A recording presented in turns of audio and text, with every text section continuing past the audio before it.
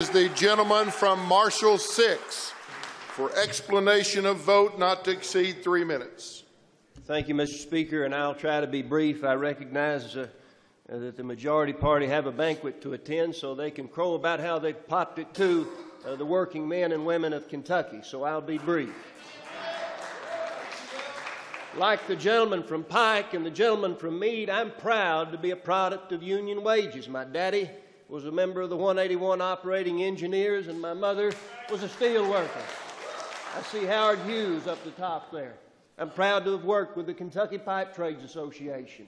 It's in my blood. It's put groceries on my table, Mr. Speaker. And, Mr. Speaker, this isn't about openness or fairness or inclusion. This is about destroying the middle class. We don't have a middle class anymore. We've got the poor poor, and we've got the rich rich.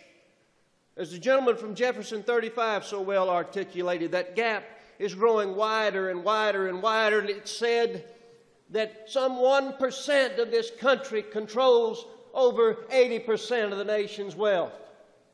Like those slick-haired fat cats that reserved that room yesterday that wouldn't let you in.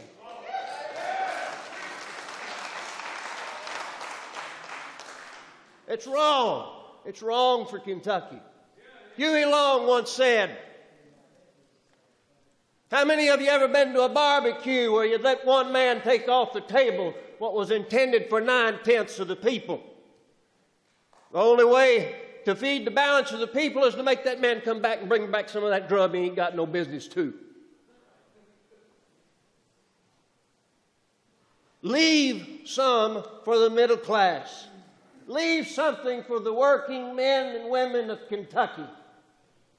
Mr. Speaker, it's obvious that the majority is going to rule today, and you're going to get what you want. But I'll say this. Our heads are bloodied, but they are unbowed. You may have won the battle, but the war continues on.